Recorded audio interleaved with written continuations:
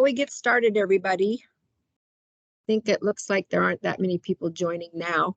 So welcome to the All Schools Update, July 7th already. Got some things to talk about today, and always taking any questions that you have, so don't hesitate to ask. Let's move on here to, here's the agenda, same as usual. Announcements. So please advise us about back to school events that might benefit from PCHD program involvement. So the school support email is still the best way to contact us. You can also put a request in through the main Pima County Health Department site for requesting groups to join you. So we are working on coordinating all that, so it's a little more organized, and we kind of have one centralized calendar, so other groups will see what's going on and can join if they think it, or to request it to join if it's a possible good partnership.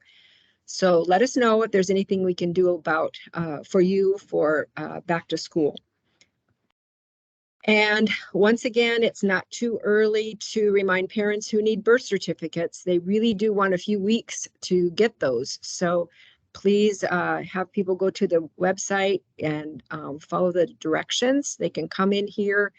There's also forms available they can fill out. So just have them check on that site. Our website, our schools page is we are overhauling. We've pretty much got a lot of it. We've got a lot of it done, but there's still more to be done, and Comms is working on it.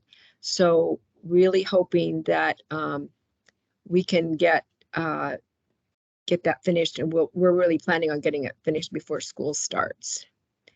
So I had another page in here that I'll look for. Let's see.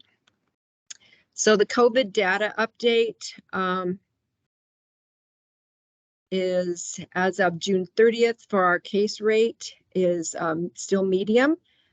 And it looked like the cases were seeing a decrease. And so this is what is on our website. But when we get to the, as of Saturday, July 2nd, we're still medium. The test positivity has gone up. So it's fluctuating, and we'll talk some more about that in a minute. We're still going up very, very slowly on how many are fully vaccinated, over 5, and how many over 12 are fully vaccinated with the first booster. It goes up by point something every week, it seems like. And even for these 2 weeks, it hasn't really jumped very much. The community level, we talked about still being medium. We're still at 216, and we have to get below 200 before it'll drop down to low. So we're not too far over, but enough.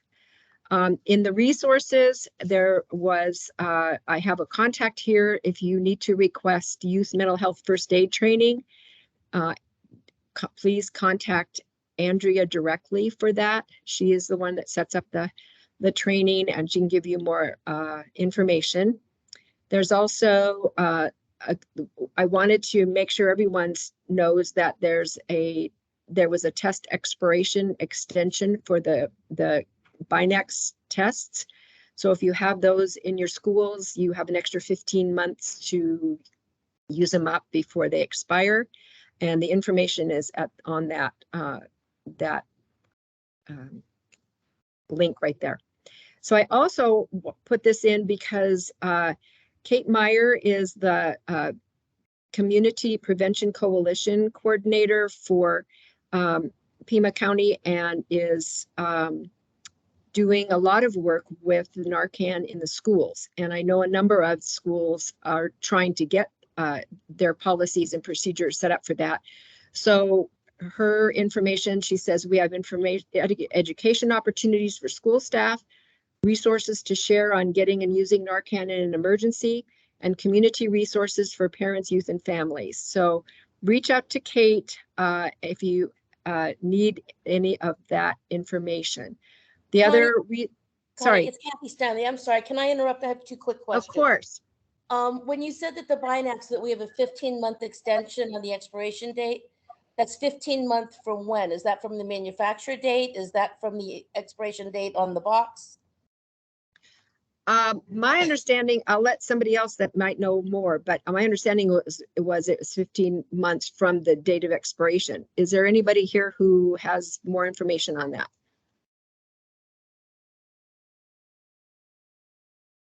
Hi, Kathy, it's Kat. I actually can't remember if it's from the manufacturer date or from the original expiration date, but if you go on the website and search by lot number, it will tell you when the new expiration date is. I think it is from date of manufacturer because I believe the first expiration date was only like 3 months later, and then they extended it to 6, then 9, 12, and 15 as time goes on. They're able to continue testing and then continue putting in requests to extend expiration dates. So they've done that. So I believe it is 15 dates from the date of manufacture. But they have a list online of the lot numbers that will tell you what the current expiration date is. Okay, thank you. And my other question was, with the COVID numbers that we're seeing, do we know what the most dominant variant is we're seeing locally? Actually, I had a slide for that today, and I don't know what happened to it, but it's actually there was a interesting news piece on that this morning on KOLD. You can pull that up online and look at it. They interviewed a doctor who is I believe he's from the School of Medicine in Phoenix. And he was talking about it's the BA.5 variant now that's taken over, and it's highly, highly, highly contagious. He said that absolutely people need to wear N95 masks. And so we are not sure yet what might change for school, but for right now, we are still recommending masking in schools, but it's not a requirement, of course. And so everything on our end for directions is pretty much the same as it was last year. But I think the schools need to look at their masking policies as well as their testing policies, because we are seeing upticks in positives. Yeah, because I'll be honest, everything I've been reading about the BA.5 is it's got like an R0 of upwards of 18, which puts it on a par with measles, which is mildly terrifying. But the other thing, do we know what the incubation period is? I know we were seeing shorter incubations with the last variant in the spring. Like if people want to know when they should test after they're exposed. I've not read anything that there's anything different about that than what we're used to. But let's let somebody else talk about that knows. Anybody else? I've not seen anything else on that. I just know that the other thing he was saying was it's people who get repeatedly, and the research is coming out, people who get repeatedly infected are the ones that are starting to have a lot of problems. So our vaccinations are still very recommended because they are keeping people out of the hospital, and this is a much milder illness, but it still can add up if you get it. I'm also hearing that you seem to have symptoms that are similar to like meningitis symptoms, bad headache, nuchal rigidity, neck pain, fatigue. So it may have a slightly different clinical presentation. I'm just concerned that it's so contagious, just as we're getting ready to bring kids back to school.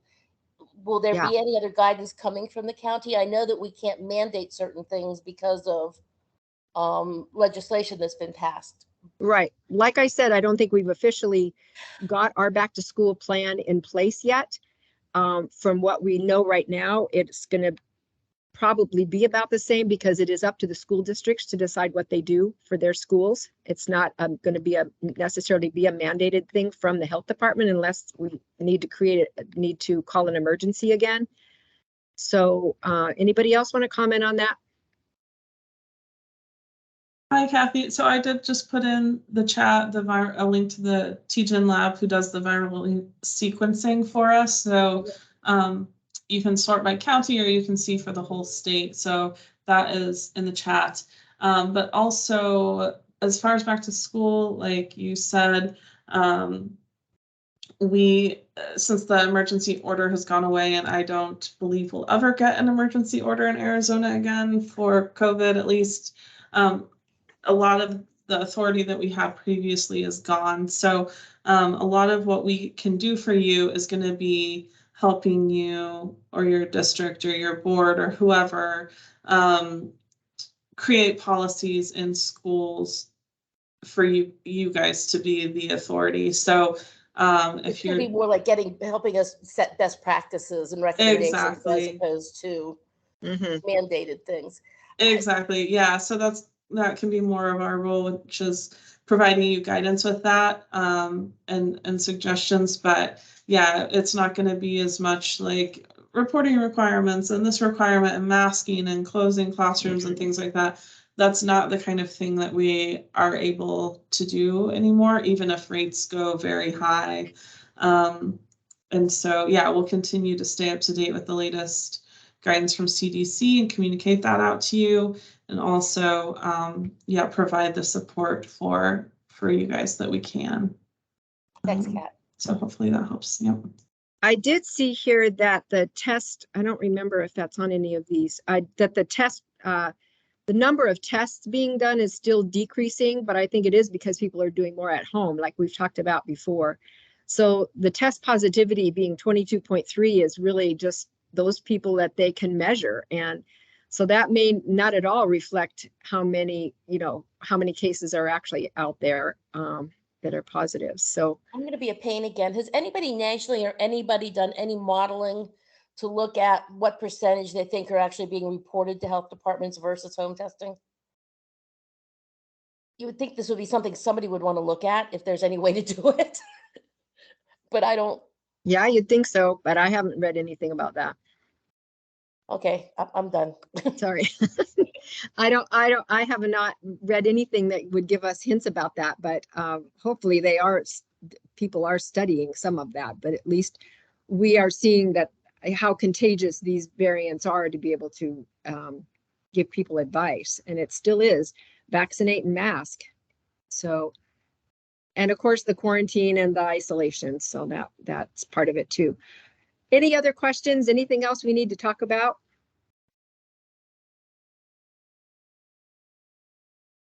We thought it would probably be fine to wait till July 21st for the next one of these meetings. We should have a lot more information by then.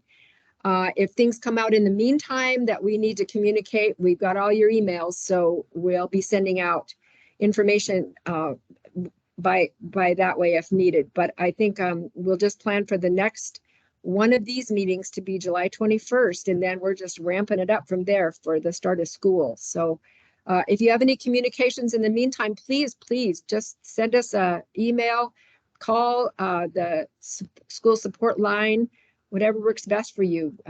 We want to work with everybody. So have a great 2 weeks. Those of you who are just coming back, yay. Those of you who never went away, oh well. We'll see you on the 21st.